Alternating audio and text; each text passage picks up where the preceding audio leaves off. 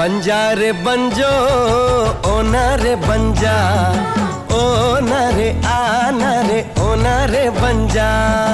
हमारी भी तमन्ना है कि तू डॉक्टर बन के हम सब गाँव वालन की सेवा करे। क्या तुम्हें प्रेगनेंसी है? मैं इस कमीने को नहीं छोड़ूंगा, चाहे कुछ भी हो जाए। ये गांव हमारा, ये गली हमारी, ये कस्बा हमारा, ये काम हमारा। जातिवाद को हमें घर घर में फैलाना है। आज के बाद इन जैसा कोई भी आया तो उसका यही अंजाम होगा। It's not a question of good and bad. It's a question of win and defeat.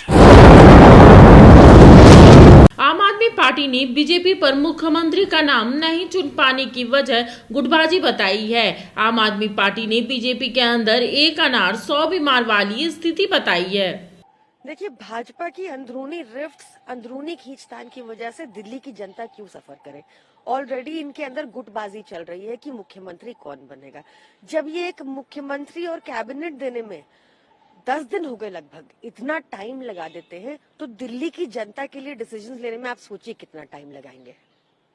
लेकिन बीजेपी तरीका ही होता है कि सबसे मिल बैठ के बात करें, तो उसमें कितना समय तो लग सकता है। देखिए, फिर वो ऐसा क्यों कह रहे थे कि प्रधानमंत्री मोदी जो कहेंगे उस पर वो स्वीकार्य होगा, या फिर अमित शाह जी जो कहेंगे वो स्वीकार्य होगा। विधायक दल की बैठक कीजिए, जो कानून कहता है कि जो सर्वसम्मति से विधायकों के नाम होगा उसको अपॉइंट कीजिए, पर ये हो नहीं रहा ना, इसलिए गुटबाजी चल रही है।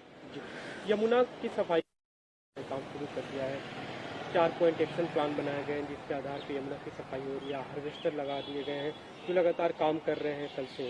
देखिए, दिल्ली में इस टाइम ना कोई सीएम है ना कोई कैबिनेट है, पर दिल्ली के एलजी अगर अभी ये काम कर पा रहे हैं तो निश्चित तौर से ये क्लियर हो गया कि ये गंदी राजनीति कर रहे थे और पहले काम जानबूझ के नहीं कर रहे थे, या फिर हमें जानबूझ के रोक रहे थे।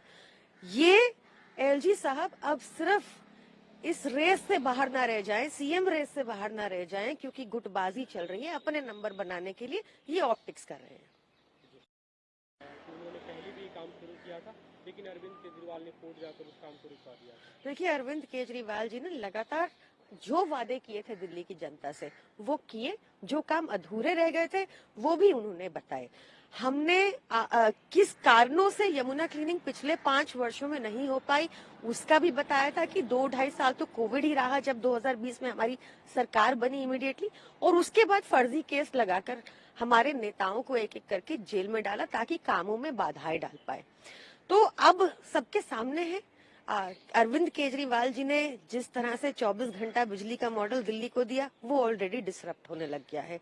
मैं भाजपा से गुजारिश करूंगी कि अपनी गंदी राजनीति को छोड़कर लोगों के हित को सर्वप्रिय रखकर दिल्ली में जल्द ही कैबिनेट का और सीएम का चयन करें। जो मामले में अभी एंगल देखा जा रहा है कि कहीं फेक न्यूज के कारण तो नहीं हुआ, केंद्रीय मंत्री सुकांता मजूमदार उन्होंने बयान दिया कि रेलवे मिनिस्ट्री इस एंगल से भी जांच कर रहे हैं। ये बहुत ही निंदनीय और बहुत ही दुखी करने वाला बयान है कि कैसे भाजपा अपनी नाकामियों का ठीकरा हमेशा आम जनता के ऊपर फोड़ती है या किसी और के ऊपर डालती है, अपनी गलतियां स्वीकारती ही नहीं है। इनकी संवेदनहीनता देखिए कि कैसे एलजी साहब ने ट्वीट किया रात को कि उनकी मृतकों के परिवारजनों के प्रति संवेदनाएं, और फिर आधे घंटे बाद किसी ऊपर से आए आदेश के कारण उस ट्वीट को एडिट किया और ये बात हटा दी। तब तक स्वीकार ही नहीं किया भाजपा ने कि कोई स्टैम्पीड हुआ। इनफैक्ट इनके मंत्रालय कहने लगे कि ये सब अफवाह है, अफवाहों पर ध्यान ना दे। आप सोचिए, इनके लिए कॉमन आदमी की जान की कोई वैल्यू ही नहीं है, इनको मतलब ही नहीं है, लोग मरते हैं तो मरे। जब टूटती है आस, जब थकती है सांस, जब रूठते हैं अपने मुंह मोड़ता है जमाना, जब अंगड़ाई लेता है संकल्प, फिर बनती है कहानी, बनते हैं अनमिट निशान। देखिए मेरे साथ संघर्ष की दास्तान।